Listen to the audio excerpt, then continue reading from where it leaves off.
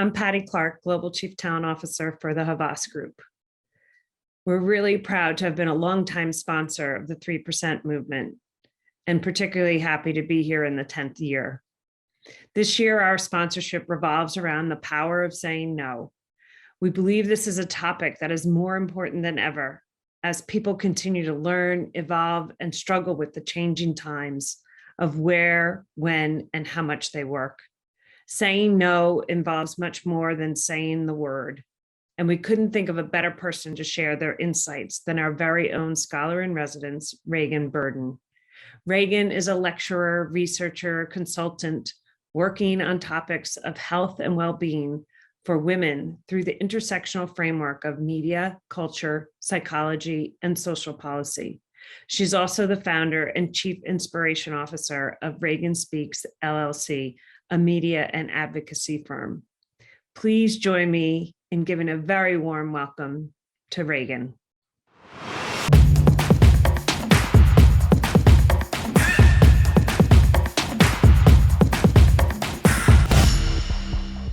Right. Well, hello. My name is Necko Fanning. I'm the Senior Global DEI Program Manager for Havas Group.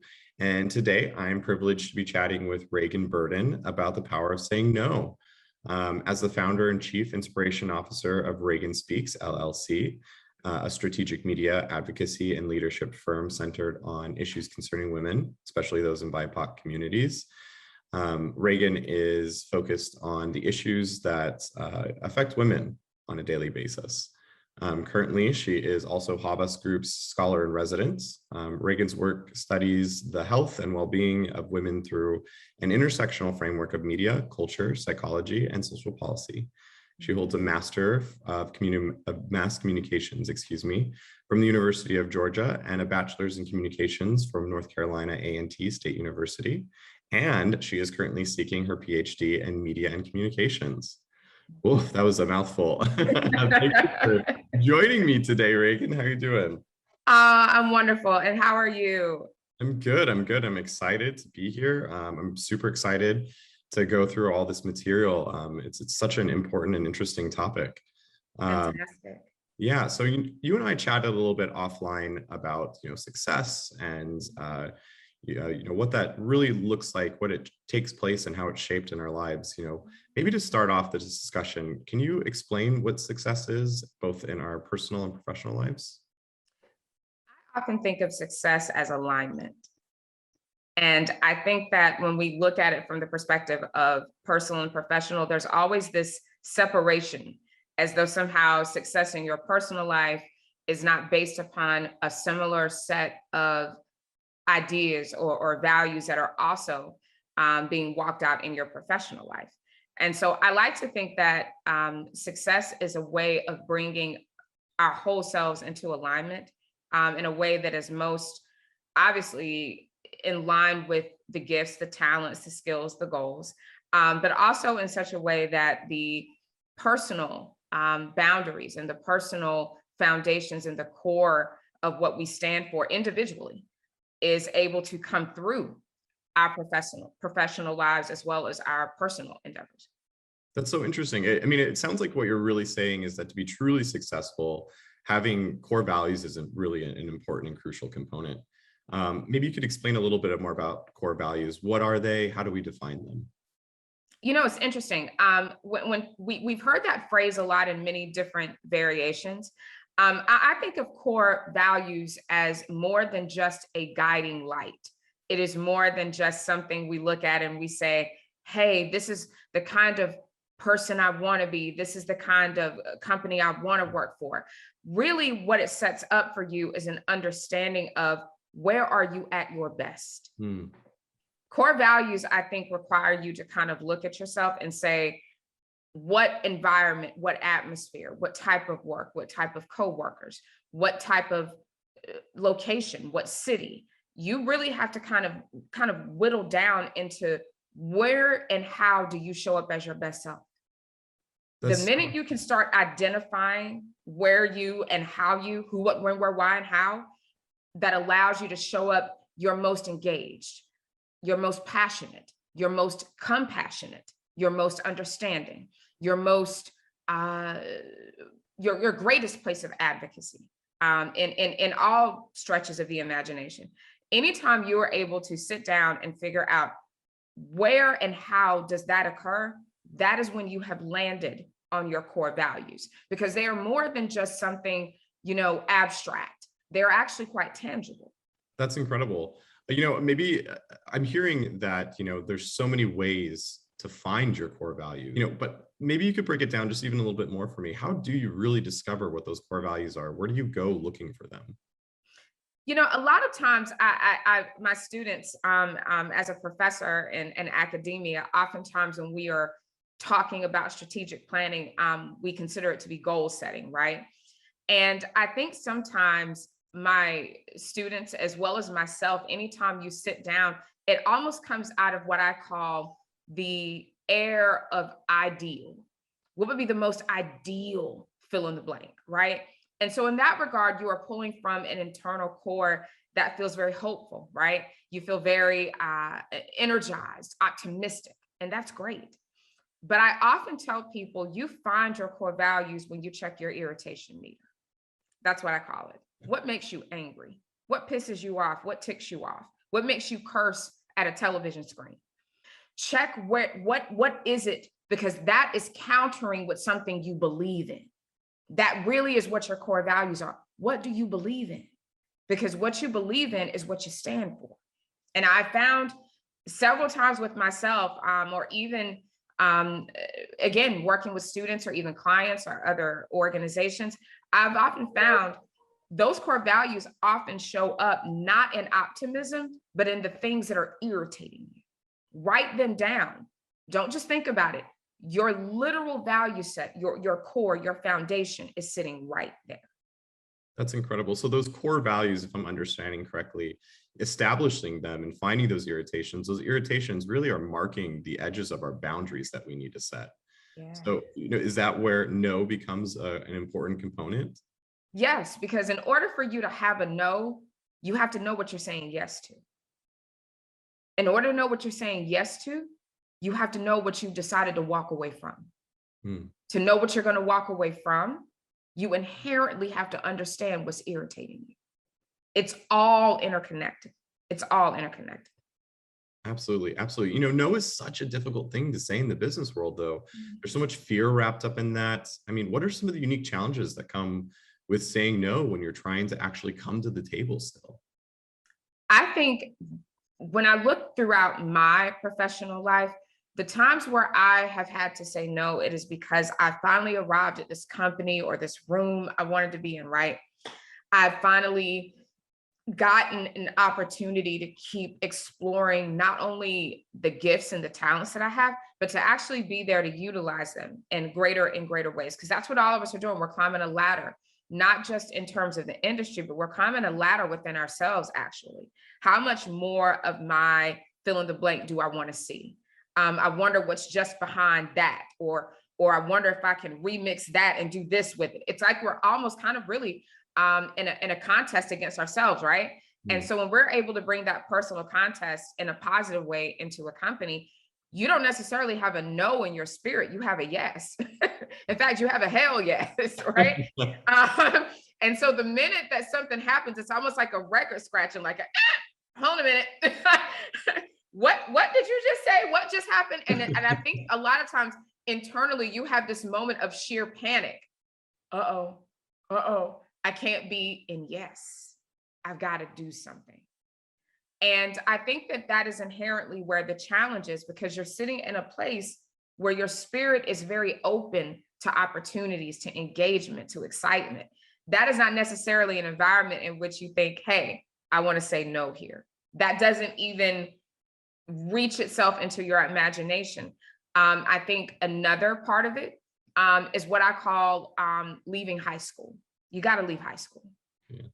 I think that you and I have talked about this before, but I think creatives across the board, we were the other kids in high school. Like we could have been the band geeks. We could have been, the theater buffs. We could have been science and stars and astronomy. You know, we could have been, I was the band geek, you know what I mean? Like we were not Mr., Miss, he, she, they popularity. We just weren't, right? That is such a huge time of discovery. But what winds up happening for a lot of us that were not the popular kid, we wind up in some ways always trying to placate to the room, always trying to essentially kind of mesh in with the crowd, right? Not necessarily stand out all the time, but I just kind of want to be in the mix, right? And I think that that is the number one opposition that we have to those moments where we know we are being asked with our own foundation and our own set of right and wrong to say something, to raise our hand, to pause, to walk away from the table, because it means we're no longer in the mix. And so I think the minute we can allow ourselves to get past the fact that in the position and the space that you are a part of a culture. You are a part of an industry. You are now about to determine what the employee behind you is going to deal with. In fact, you are setting up what you're going to deal with next yourself as you keep climbing the ladder. So I think it also requires that level of maturity to understand that you're not just getting a check off of this business. You're not just participating in this business. You are actually helping day by day by day with your decisions. And again, what you say yes to and what you say no to, you are helping it to become whatever we're all enjoying. You know, I've sat with this concept of leaving high school after you and I had this long chat about it. And, you know, it sounds to me like it really comes down to needing to make sacrifices for your core values. And this idea of sacrificial living, you know, how do we go about embodying that sacrificial living while also still feeling fulfilled? How do I give up and sacrifice while still maintaining this internal fulfillment? It's interesting. We are now, what I'm hoping is on the outro of COVID-19. And I think that all of us had this opportunity while we were in lockdown or modified, you know, moving around depending upon, you've had an opportunity to kind of sit quietly, completely undisturbed. I think one of the things that I had to make my peace with is that the ability to say no is based upon what am I willing to sacrifice. There's a certain amount, and one of the number one areas, and I can only share the one that I arrived at, was simplicity. I've actually blogged about it. I've had it on my gram. I've even had it on LinkedIn a couple of times, actually. That simplicity preserves your ability to keep the main thing the main thing. And by that, what do I mean? I spent a significant amount of time going through my closet, going through makeup. I mean, I think if I hit Bath and Body Works one more time, I can open up a store at my condo. Like, right, come by, have some. Right? Like, right? I mean, I know somebody is laughing right now, because if you looked underneath your sink, I mean, you could give to a homeless shelter. I mean, and still be like, I still got more. Right. That's what I'm talking about. I had to kind of say to myself, every time that I would increase a desire and a want materially. Now, granted, we work in the creative space. All of us love fashion. We love sense. We're very sensory. We love travel. We love food. We love great restaurants. We love Broadway. That's great. But I think that one of the things I had to kind of come to terms with, you need to do it in moderation, because there's going to be a financial impact upon that individually within yourself. And for example, some of you may have had to walk away from jobs or clients because of your core values in this time. If you really get honest with yourself, what gave you that final push? You are financially stable. Doesn't mean you're not going to have to go find another client or at some point and go get work. But as of right now today, this mortgage is paid. These lights are on. I can go to Whole Foods and get all my organic, fill in the blank. Right. I'm a cancer survivor, so that's big for me. Those are the things that I mean by keeping it simple. So I have a mantra now, and a lot of my friends have heard me say this quite a bit. I live with less so I can do more and be more. That's incredible. At the right time. Right. That's incredible. at the right time. I think this is it's such an important lesson. Many of us, we don't think about, there's an immediacy to our culture now. Yes. And I think that we often forget about this idea of plan B. And I know you and I have chatted again about leaving high school and making sure you have a plan B. As we're talking about sacrificial living and we're talking about what an impact can be, and I'm hearing a little bit of the plan B coming in there as well. Yeah. Particularly as we're talking about like financial security, is having a plan B a component of being able to say no? Does that empower you to be able to say no? Absolutely. Actually, the plan B is how a lot of people watching this said no because they had plan B. I mean, I'm going to have to get back on plan A, but for right now, I can at least say no here, right? All of us have done that, right? And for those that don't yet have a plan B, I want you to understand all of our gifts in the creative field are ambidextrous. They can do multiple things from multiple audiences and multiple lanes. And if you get nothing else from our chat today, I want you to replay that several times, because I know early on in my early career, like right out of grad school, I'm like 23, about to turn 24 years old. I didn't yet understand the power of writing. I didn't understand, I mean, I knew I was great at it in an academic sense, but once I got into the creative field, I really didn't understand how ambidextrous writing was. I mean, it could have been client facing, it could have been corporate comm, it could have been, copywriting for the ads, it could have been production, it could have been report generation, it could have been strategy. There are multiple ways that I've been able to utilize my gift of writing. And I really did not understand how powerful that was. And by that, I mean, how many different ways I could keep eating on it. And I think that that's one of the things that a lot of our culture right now, like you said, is so right now, it is so hypercharged. Today, something's this, by next Monday, done. We've moved on to the next thing, right? And I think sometimes within that, we may not stay with a core set of gifts long enough to see the benefit of it. And so one of the things that I often have my students do, and even at times my clients, I will have them to write down, what do you think you're good at? What can you deliver on? Happy, sad, it does not matter what state you are in. If this is put in front of you, you will nail it. That is one of your core ambidextrous gifts. And I promise you, if you look at those, I really only have about 4. I tell people this all the time. People think I'm doing all these things. I'm in academia. I'm working on social advocacy. I'm working in nonprofit. I'm doing all these different things. It's the same 4 gifts. I just keep finding people who need what I have. You are your most powerful, as I'm sure some of you truly understand and are thinking back at your own experiences within the field. We are always at our best and at our most powerful when we're literally giving our abundancy in the places where people are dry. That's incredible. Yeah, absolutely. This has been so great to hear, like kind of the preemptive information that's needed before you can even make the choice of saying no. And I kind of want to quickly recap that. It sounds like, before you can even say no, you need to define success in your life, understand what your core values are, have some self-ownership and leave that high school mentality, and then set, your plan B in motion.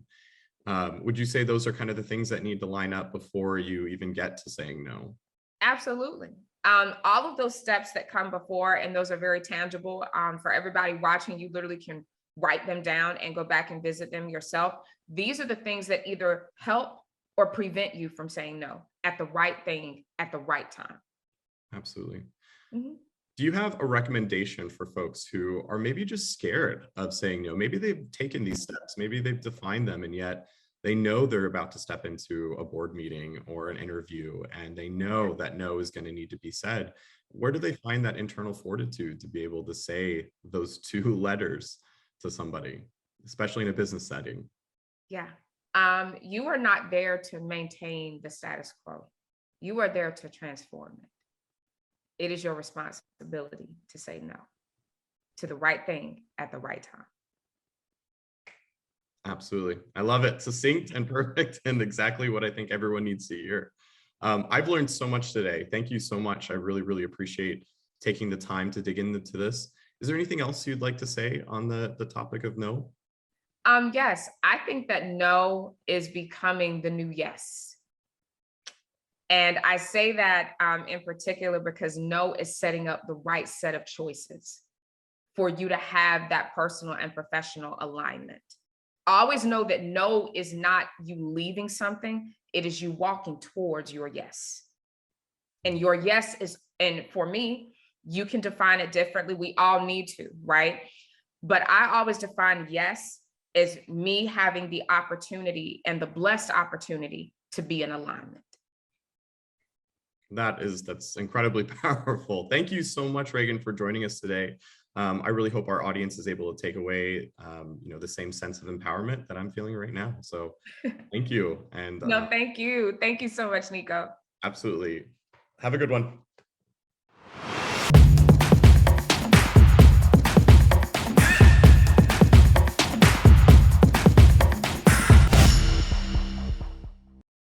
Hello, thank you so much for joining us today for a radical candor conversation about burnout and talk about ways to thrive rather than just survive. We are a year and a half into the pandemic. People are feeling more burned out than ever before. You're not alone. I'm 6 months into a new role leading creative at Walmart and with a big scope and scale, and I feel it. So how do we change the way we live and work, change the collective mindset that burnout is a price we must pay for success? I am honored and humbled to be joined by two incredible and inspiring individuals, Arianna Huffington and James Kinney. Arianna, as you know, is the founder of the Huffington Post, founder and CEO of Thrive Global, and author of 15 books, including Thrive and the Sleep Revolution. She has been named to Time Magazine's list of the world's 100 most influential people and the Forbes most powerful women list.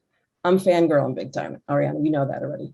And James is the Global Chief Diversity, Equity, and Inclusion Officer and North American Chief People Officer at Ogilvy. James is also an author, a speaker, a podcast host, a certified yoga and meditation teacher, and a mental health advocate who helps people and companies take control of their mental health and well-being.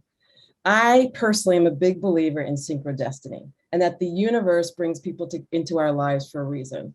I've had the pleasure of meeting you both in the last few months, and thank you so much for inspiring me and agreeing to talk about your passion for mental health and well-being at work.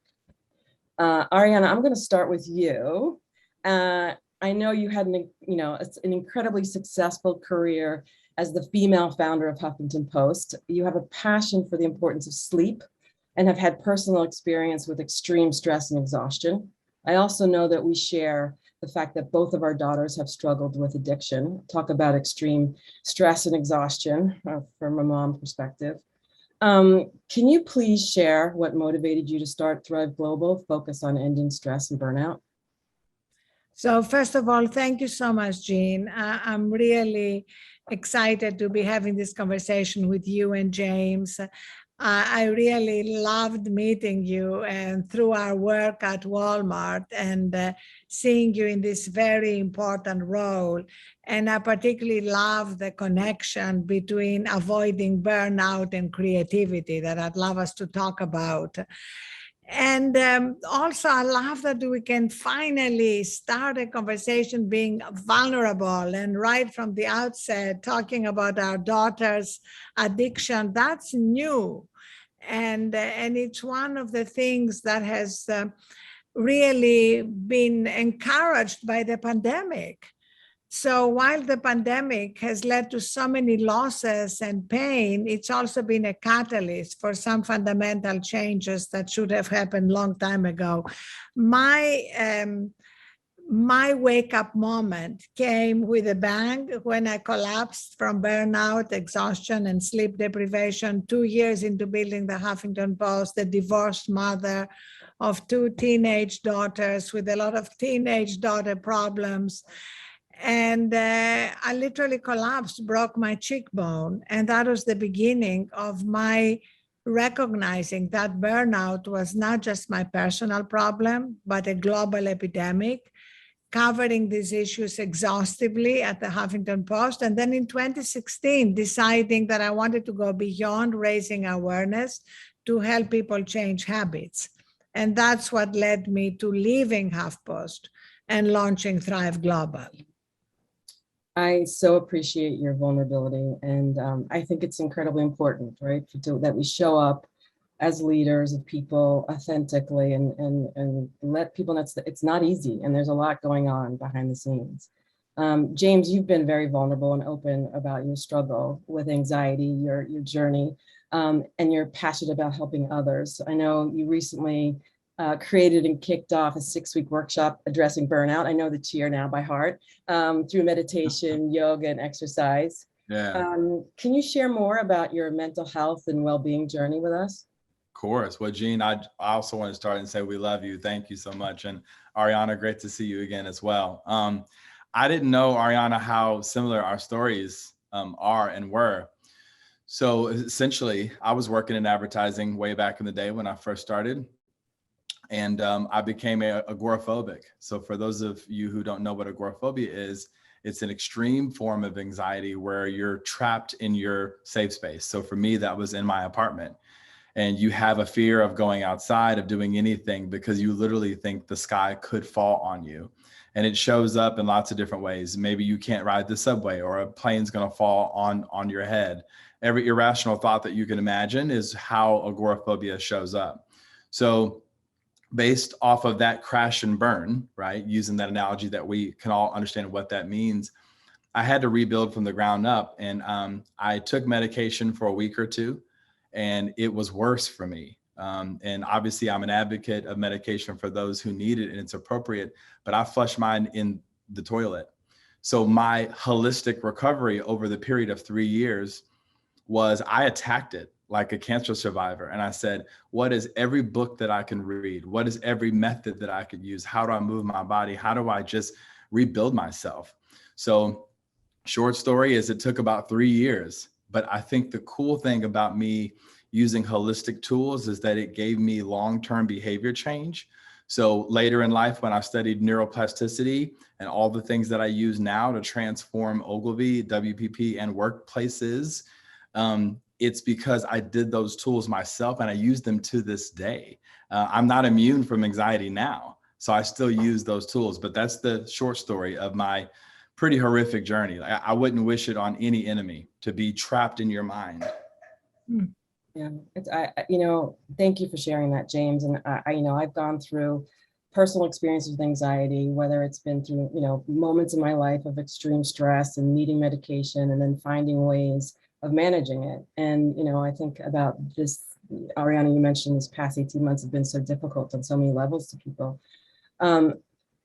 Terrible loss across the country, across the globe. I personally went through a divorce. I moved, I took on a new role, all up there with the top major life changes that throw your system out of whack. And I know how important it is to manage my stress and protect my peace. Protecting my peace has become paramount to my creative career and my life. And, through meditation, sleep, exercise, time in nature, time away from my phone, I can feel when there just aren't enough hours in the day. And I start to tip into that stress and anxiety feeling. It's a physical sensation.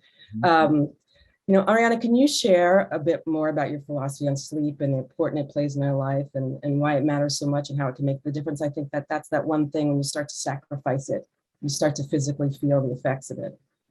So yes, sleep is foundational.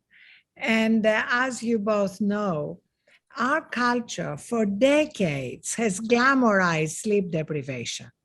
I'll sleep when I'm dead. You snooze, you lose. People bragging about how little sleep they need. And the truth is that the vast majority of people, literally 98.5% to 99%, need 7 to 9 hours to be completely recharged. There is a small minority that has a genetic mutation. And I say that because if your boss happens to be one of them, you need to get him or her tested and explain that most people need enough sleep to really clean up the brain. the sleep is as much for the brain as it is for the body. So as you know, Jean, in the Thrive Global product, sleep is the #1 journey. We have 6 journeys. Sleep is #1 because everything else you want to do, lose weight, be more focused, exercise more, is going to be harder if you're sleep deprived. You know, I have friends who say, I'll put the alarm on to get up early and go to the gym. I said, no, go back to sleep. You are going to go to the gym, then your body is going to crave bad carbs and sugars. It's going to be a losing battle. So as you know, I wrote a book called The Sleep Revolution, which would love to make the PDF available for free to anyone who wants to learn more about the science and the mystery of sleep, because we're talking to a group of creatives, and there's so much mystery in sleep that can lead to incredible creativity, kind of remembering our dreams, allowing ourselves to fully reconnect with a deeper part of our subconscious, where a lot of great ideas come from. Well, sign me up for more of that. I need more. Yeah. Everywhere. You talked to, it was so exciting to discover Thrive and meet you at Walmart.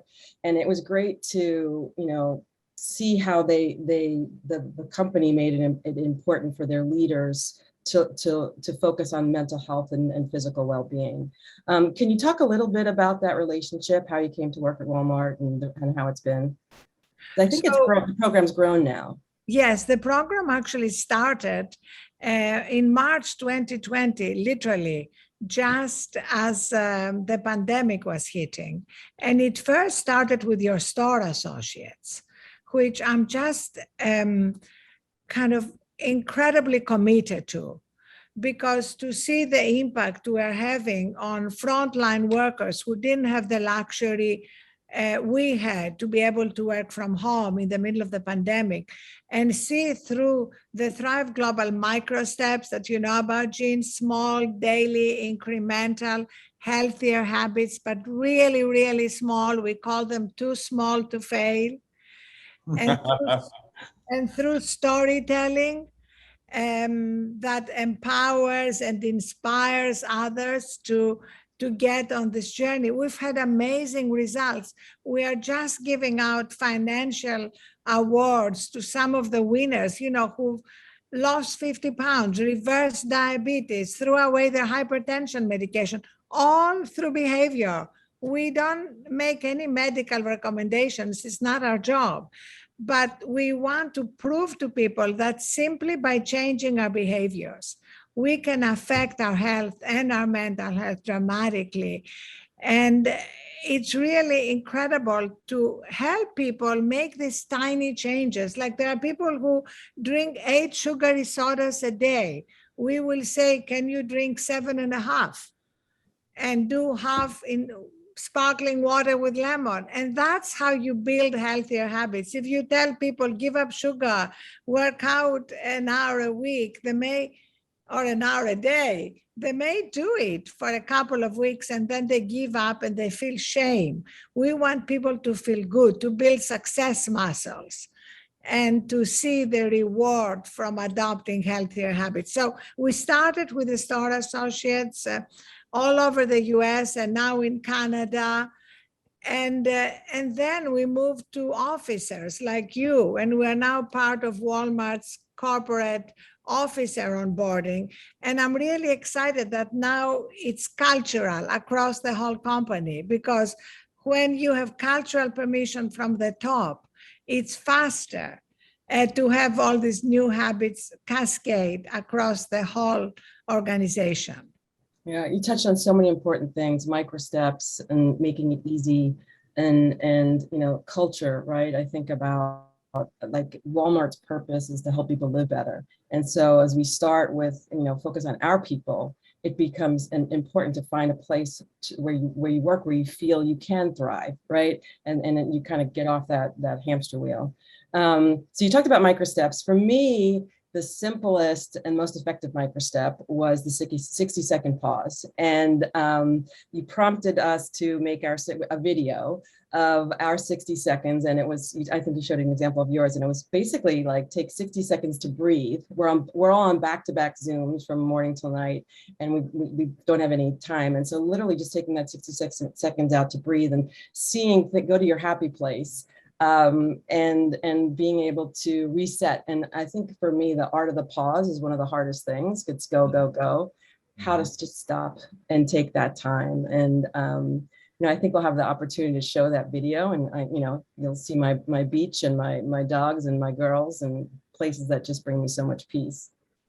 I love that. Actually, it's my favorite feature in the Thrive app, because it's based on the latest science that shows that while stress is unavoidable, cumulative stress is avoidable simply by giving ourselves 60 to 90 seconds to focus on what we're grateful for. So pictures of Maya and Olivia. And does everybody know that your dogs are called Eleanor Roosevelt and Walter Cronkite? Anybody who knows me knows, but not now, more people know.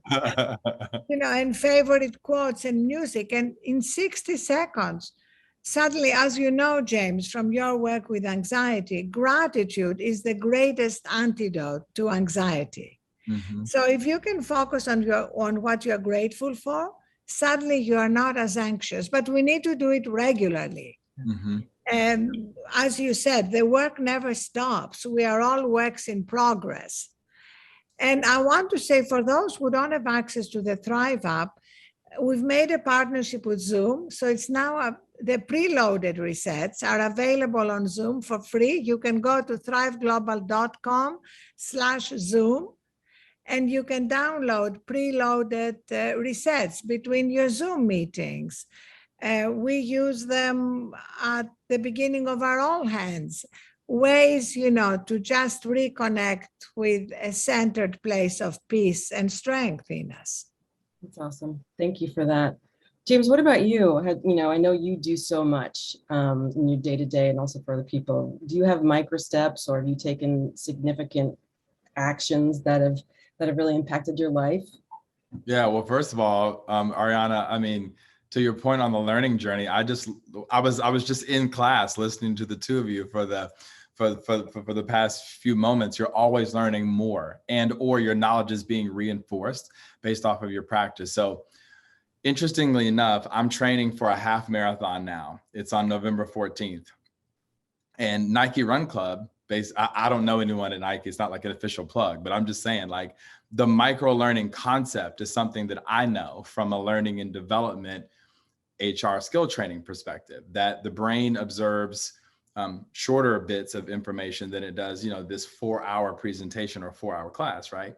So I remember not too long ago coming out of the pandemic, or we're still in it, but I was overweight and I was overworked and I was very pandemic-y, let's just say. So I remember my first mile, I was like, oh my God, this is a lot. Now I'm up to 10 miles and I'm heading towards that half marathon mark of 13.1. And in the beginning, psychologically, just like the two of you, I was like, shit, how am I going to get to, but they use the same things that the three of us are talking about. I started with a mile, then I did 1.5, then I did 2, and then you have breaks and you have rest. And the biggest thing that I talked about on one of my podcasts, and I gave Nike Run Club another shout out, I said, rest was part of the program. Yes. You know what I mean? Like, that was part of the training, is resting.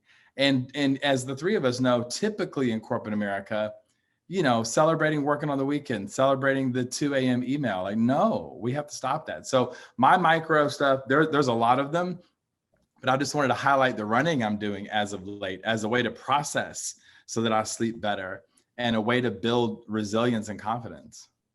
I love that. I'm putting down November 14th to send you specially good thought. I appreciate that shout out. Thank you. Oh man, that's awesome. It's so inspiring. I know I ran my first 5K recently, like the first probably 5 years or more.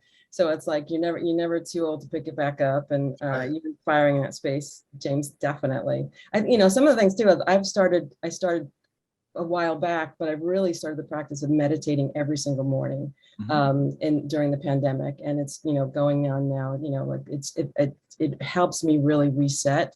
And it's like, I've got such an active, they call it creative brain, the hard to, you know, it's hard to focus, but teaching myself day by day by day, short spurts to longer, to be able to even sit still and to clear my mind and then prioritize after that. And to your point, Arianna, about being creative, and like, you got to clear out the cobwebs to make room for the ideas. Well, that's why we have some of our best ideas in the shower, right? Because we can't be on our phone, which has become such an addiction. And I think that's particularly important for creativity. You know, one of our journeys on the Thrive app is focus. How do we eliminate distractions? I, for example, have ended all notifications coming to my phone because interruptions are really the enemy of creativity. And also setting a time at the end of the day, that's another favorite micro step, when I actually stop consuming coronavirus news or any other news or doom scrolling through social media so that I can really give myself that special time to recharge. Yeah, so important. I know it's so important. I took that away. I've learned to shut my laptop and walk those crazy dogs to the beach because I'm lucky. I'm very grateful. It's 2 blocks away. And like find that moment, because I know I'll go back to it, but like really kind of scheduling in those breaks is important. You know, again, lucky that I have the privilege to do that. I know many of the folks attending the 3% conference are female or non-binary. And while we've seen I'm just going to zag here a little bit, or we've seen progress in gender equality and inclusion, the burden on women has never been higher, right? In our most recent, Walmart does a cultural diversity, equity, and inclusion report. And we saw that women are leaving across all industries, leaving the workforce at alarming rates. And in a large part due to the constraints of the pandemic. And then Lean In puts out a report, Women in the Workplace, in their 2021 report. So women are even more burned out than they were a year ago, and then more so than men.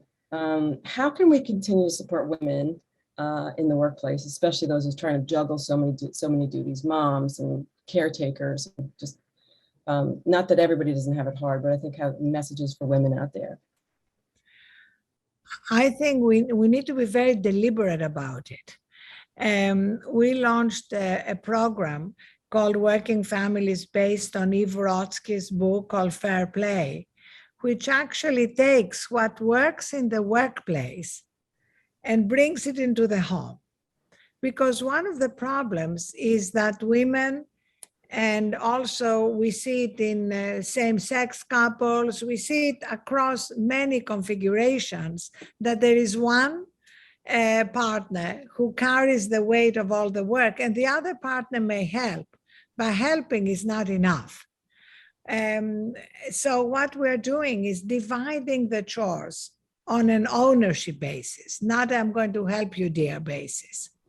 So it's like literally we have digital cards that you can divvy up, and you own lunch, I own the birthday parties or taking the kids to the doctor, but you own it from conception to execution to completion, the way we delegate projects in the office and somebody owns it. And we find incredible difference, not just in terms of the burnout factor, but also in the relationship, because nothing affects a relationship more than petty grievances and resentments. Amen to that.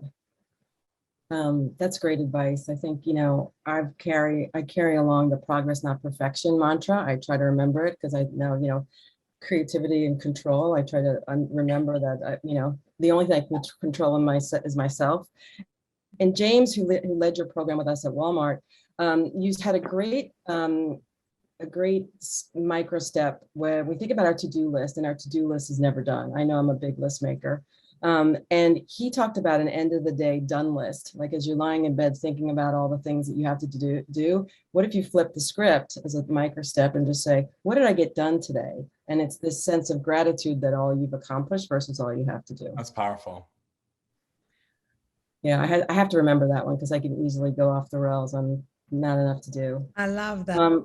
And also, I love the focus that James has on gratitude. I love this expression. It's about to rain blessings. Grab your umbrella. I love that. Yeah, he is a blessing. It's fantastic. So it's not just women, right? I think, women and non-binary. I think James, I know there's been a lot of trauma experienced by the racial inequities and injustice of the past year, not just past year and a half, but really focused. Can you share your perspective on how diverse communities are really affected by burnout and how we can support? Yeah, so, when we talk about the intersectionality within the diversity conversation, it's a very simple way to kind of unpack it.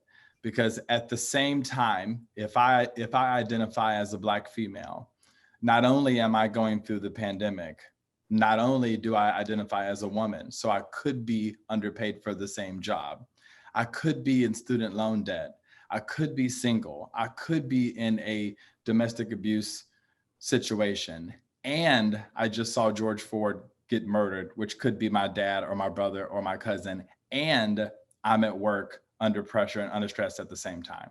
So those compounding traumas are intersectionality the same way that we would speak about that as a person that's identifying in multiple audiences, right? Like if we're doing audience segmentation as a marketing project, we're looking at, ages XYZ in this zip code, and they double qualify or triple qualify for the communications that we're trying to have. So if you identify as a BIPOC individual, I remember I was speaking to a colleague up in Canada, and even as a global DEI chief, I was like, oh, she's in Toronto. She identifies as AAPI. Her daughters are scared to go to school. It's happening all over the world, and they're still in the pandemic, and then the borders are still closed in Canada. So it shows up uniquely with that compounding effect. And the way that we've gone about holding space, which is one of the key things that you can do, I think the three of us would agree, you have to give your people tools, right? Because self-service is the future. And shout out to Arianna and the work that you do, because essentially, right, you're giving everyone that backpack, right? And everything they need to survive is in that backpack. They pull out their tools, right? So it's like you give them those self-service tools, but in addition to that, you have to give people space. And then I think that enters into a retention conversation. I'd rather have a relationship with people long-term than to have, an acute triage as a way to help people. So just recently, when we saw the things at the border in South Texas, we called a safe room for anyone and everyone to show up and process that. Because what we know is if you don't process it at work sometimes, and this is how cool an employer could be and can be, then you may not have anyone at home that you can process it with. Or if you process it in your friend group, maybe you're afraid to be criticized. So a professional facilitator in a workplace environment can allow safe spaces for people to thrive, pun intended, right? And or have that space to go, you know what? I'm Black and I'm trans and I'm afraid to speak up because X, Y, and Z, but now I have a place to do it where I don't feel judged. So I hope that answers the question, but at the end of the day, it's that compounding effect of trauma. So definitely making space and creating the opportunities and giving the tools. Yeah. Yeah. Yes, and the workplace, you're absolutely right, James, is really such an important place for these conversations and for being able to express what you're going through. Our number one cultural value at Thrive is what we call compassionate directness. Being able to be direct and to create that space for everybody to be direct can be game-changing in terms of creating a thriving culture. Yeah, I love that. Yeah, because I think, Arianna, just to double down on that, if you think about this from a retention strategy, we know that if people can develop those deep relationships, we know that people who go through hard times together have stronger bonds. And when you can create those relationships, there's a depth to it. It's substantial. It's meaningful. Absolutely. And I love the fact that you are connecting, taking care of the people who work in the company to business metrics. I think that's so important because that's how we scale, connected to attrition, to retention, to recruitment, to productivity. And that is one of the big shifts that happened through the pandemic. Well, talent is our number one commodity. I hate even to say the word commodity, right? And I think especially in the world of creative, like talent's number one. And it is a talent's market right now. People are choosing not to stay, not to work, or where to go, right? So I know recruitment is incredible. Retention is a priority, is a big priority. And so I think about how we make people feel yes, we have DE&I initiatives, but belonging is so important and people feeling seen in the workplace. And James, maybe you can talk a little bit too, as we start to wrap up, of like in your work and like people looking for work or looking for a switch or looking to find a place where they feel seen and where they can really lean into their talents and their diverse voices and their authenticity. What should they look for in a culture? I think there's cultures where you have enough of a rigor and a framework to learn something. I think employers as a whole, for a long time now, went to a what can you do for me versus what can I do for you? And I think if we can take a stand as employers, and we're doing this at Ogilvy with some of the really unique programming that we've created, but how can we help you grow as a person first? Not just be takers versus an amount of money. So if I were an employee, I would say, what can I learn from you? How can you help me grow? How can you help me extend my personal values and my dreams? Because when we have an alignment with a person's personal purpose and the organizational values in alignment, and then that trickles into society, if this were seeds we were throwing in a garden, then that's when you get all the flowers. So as a candidate, that's what I always look for. I mean, I'll be honest, when I was interviewing for this gig, why I took it is the challenge and the opportunity to change the world, because it was a big megaphone and there was a lot of people. So it was that opportunity. So my advice to candidates is to ask the tough questions during the interview process. What specific changes can I make and how will you support me in my personal vision? And then how can I help you support the organizational goals? And then third, what is and/or are the organization's goals for the world? And if you can't get a straight answer from talent acquisition, then maybe those TA people need training, or it's not the right place to go.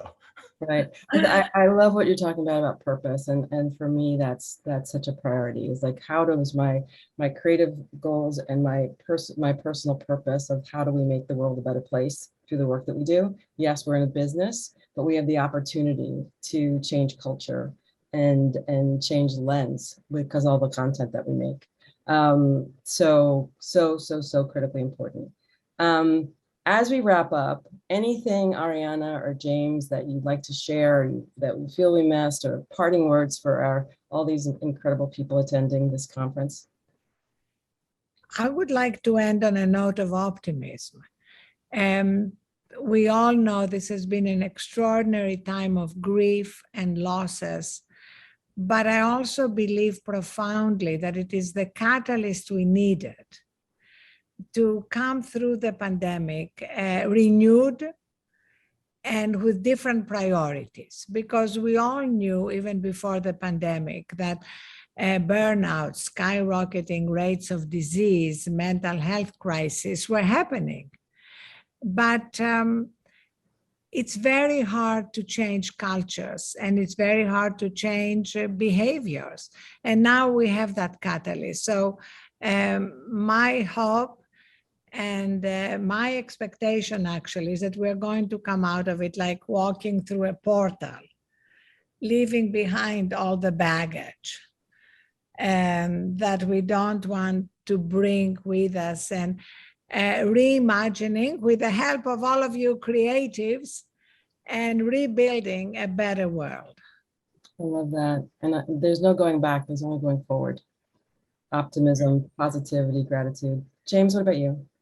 I would just double down on what Arianna's saying and saying to anyone that's listening, write me on LinkedIn, text me, send me a DM on Instagram. I'm in a very open source mindset right now. We're like, Jean and I are collaborating. Arianna, I'm going to call you again after this. Like, let's all, because it's going to take a village. Yes. It can't be one company that's like, oh, this is it's so funny, right? Like, we've created this thing where it's like best place to work. Number one, let's get out of the competition. Let's have 1,000 companies get this right. That's what I'm talking about. So anyone out there, shoot us a note. Let's vibe. Let's be, concert over competition. So that's, maybe it's the yoga teacher in me, but that's what I'm about. Like, let's do this. Cause love that. Me too. DM me, get in touch. Let's all amplify each other's work and messages. Absolutely. I'm in. Collaboration, creativity, and curiosity, right? And throw optimism on that, and we have a great combination to move forward and do great things. Thank you both so much for your time, for your wisdom, for your passion, for your vulnerability, and authenticity, and how you show up here and I know out in the world for people. It's been an honor and a pleasure. Thank you so much. Thank you.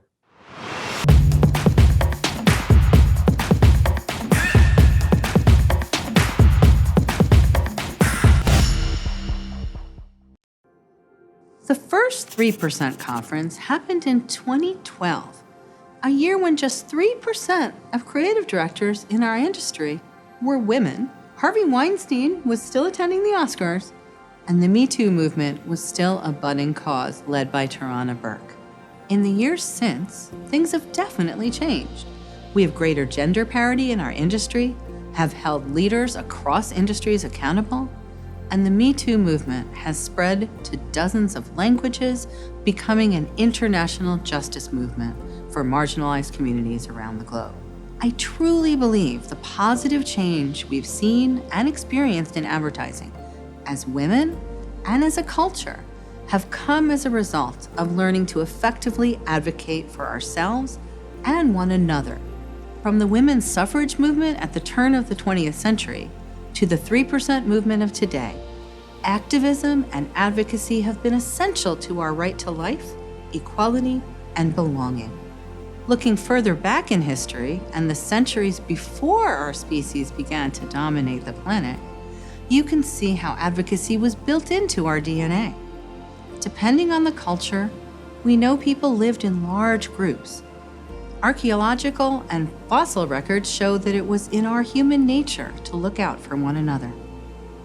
Women in ancient Egypt were allowed to own property in 3000 BC, but women couldn't open credit cards without their husband until the 1970s. Where did we go wrong? As societies and technology have advanced, inequality and disparity have deepened, and make knowing when and how to advocate for yourself and others increasingly important. And movements like women's suffrage, 3%, and Me Too, all the more essential. But as important as it is to participate in and remember these influential movements, I believe it's just as important to remember the Sojourner Truths, Marsha P. Johnsons, Ruth Bader Ginsburg's, and Rosa Parks of the world. Throughout history, wherever there's been advocacy organizations and organized marches, there's also been women's shelters, safe houses, and individuals willing to provide shelter for the marginalized and advocate on behalf of themselves and others. Advocacy, in the societal and personal sense of the word, is the historical thread that's moving us into a more inclusive and equitable future. The word advocacy comes from Latin roots that mean to call to. It's a rallying cry and an act of radical empathy for our fellow human that I believe will be the fuel that propels us into this brave new world. But much like the in-flight safety videos we haven't seen in 18 months, if we can advocate for someone else, we first have to learn to advocate for ourselves. And as I'm sure many of you can attest, that requires radical self-love. And as women in our industry, that hasn't always been easy. If only 3% of creative directors were women in 2012, I think it was probably close to 0 when I landed my first job on Madison Avenue. For most of my career, I've been the only woman on a leadership team. I gave birth to my first planning department and my first child in the same year. It's tough to be a single mom in this industry. And the lesson I learned early in my career is that the thing that is most predictive of the thing you don't get is the thing you don't ask for. So ask for what you need. I'll never forget interviewing for the biggest promotion of my career as strategy lead for Digitas Health, an agency based in Philadelphia when I lived in New York. The CEO at the time asked me what I would need to take the job. Somewhat apprehensively, I said, "There will be days when I need my children's time to be as important as a client call." And he agreed. I didn't know it at the time, but learning to not be afraid to ask for what I need would eventually save my life. Not long after I accepted that role, I was diagnosed with a rare and aggressive form of skin cancer with a single-digit survival rate. It was in the oncology ward that I realized not many people know how to advocate for themselves. Anyone who has battled cancer will tell you that the side effects of treatment can feel as challenging as the cancer itself. At one point during treatment, I could barely drink water because it felt like I was swallowing glass. I talked to my care team and was eventually treated for a fairly common condition called thrush. A few weeks later, I offered a fellow cancer patient a sip of a milkshake, and he said, "For the last month, it's been really hard for me to swallow." We had the same care team. He just never asked for help, and as a result, he suffered for a month longer than he had to. My oncologist in the hospital would joke that I was the most impatient patient. I was constantly asking questions and trying to find better ways to connect to my care team. And I quickly realized that wasn't the norm in the hospital. I learned the care you don't get is the care you don't ask for. And that same underlying truth of ask for what you need applies in so many aspects of our lives. Another lesson from early in my career is that behind every strong woman are strong women. There weren't a lot of female planners in advertising at the time. So in my first planning director role, I reached out to other planners who were also moms, and they gave me great advice. I'll never forget the female strategy lead at Wieden & Kennedy, who at the time met me to drop off a big bag of presentation-ready maternity clothes. Now I'm proud to work with the healthcare communication industry's only majority women executive leadership team. We've come a long way from the days of predominantly white, male, cisgender leadership teams. But now it's our job, and the job of all white women in leadership positions, to break through the next glass ceiling and elevate Black and brown and trans female voices. Just because you're a woman doesn't mean you are an ally. Allyship takes work, commitment, and advocacy. I love the Layla Janna quote, "Talent is distributed equally, opportunity is not," which is why we can't stop now. Advocacy and allyship are hard work, especially as we fight the headwinds of a global pandemic, political infighting, and competing agendas. We want to be involved and make a difference, but when we try to fight a war on all fronts, especially when there's a lot to fight, we inevitably end up burned out and apathetic. We have to assuage the temptation to boil the ocean and remember that advocacy starts locally with yourself, your community, and your workplace. As a strategist at heart, I keep digging to get to the why and focus on where we can make the greatest impact. In the wake of my cancer diagnosis and my return to work, I had the wonderful good fortune to partner with the Skin Cancer Foundation. They asked me would I co-chair their gala committee. And I said, I'd be delighted to do that, but I'm not really a fundraiser by training. I'm a marketer by training. And they had been talking about doing a public service campaign for some time. So I went to our leadership and asked if we could commit to a pro bono campaign. They were all in. So, of course, the first thing that we did was a strategy workshop. And in that workshop, we landed on the core insight that came right from my own story. When I was diagnosed with cancer, it was just after Hurricane Sandy. We'd been out of power for 2 weeks. So my then 13-year-old daughter, Serena, and I went home and we were celebrating because the power came back on. We were horsing around and her head ended up in my lap. And she looked up at me and she said, "Hey, Mom, what's that on your nose?" I thought, that is an odd place for a pimple. I'll get it checked out. Her saying, "What's that?" saved my life. And it became the heart of the campaign that we developed. Of all the things the Skin Cancer Foundation was doing, from prevention and treatment, early detection was the biggest opportunity for us. And when I asked the president of the foundation, what makes the difference between people who do get their cancer detected early, she said, I asked people, did you see something new, unusual, or changing?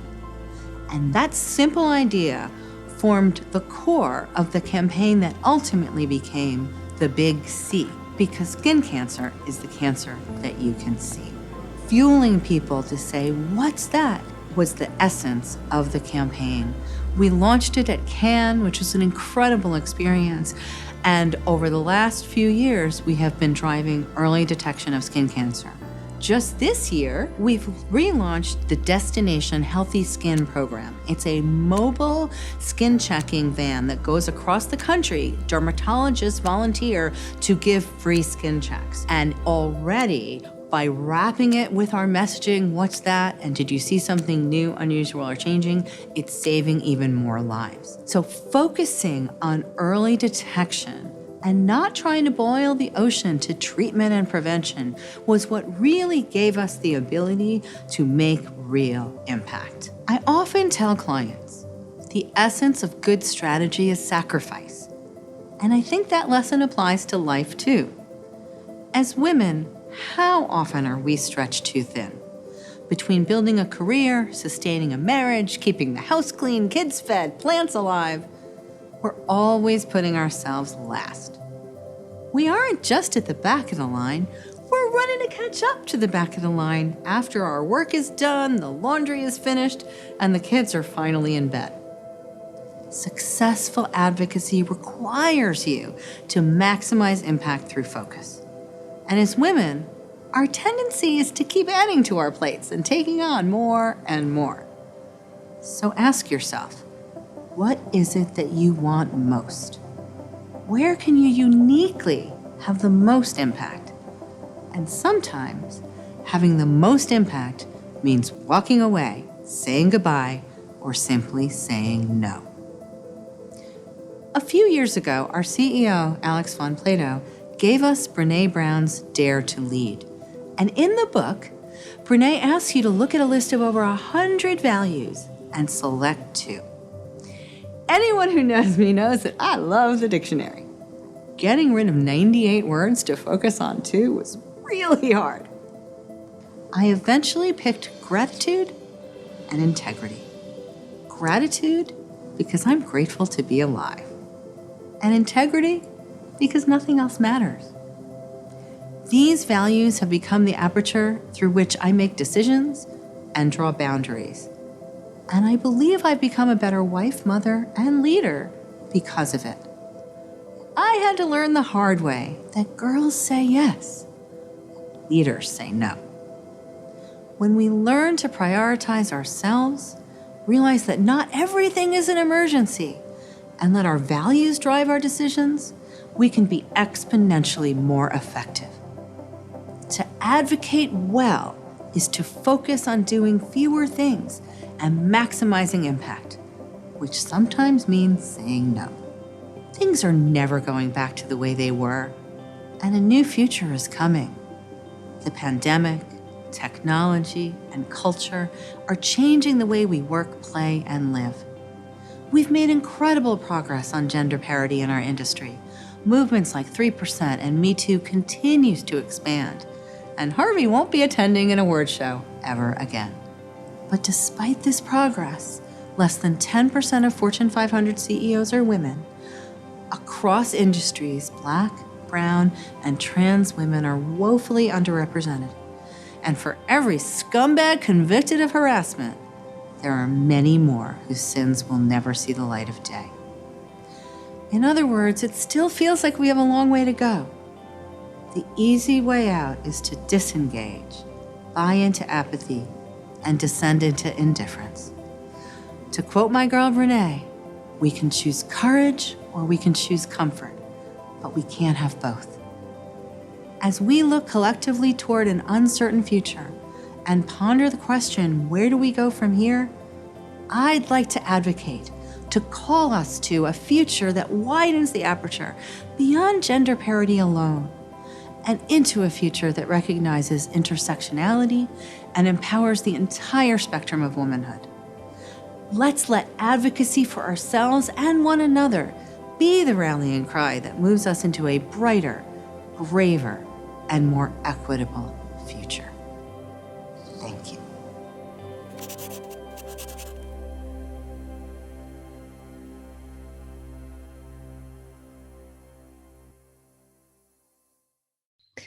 Thank you for listening to these amazing speakers.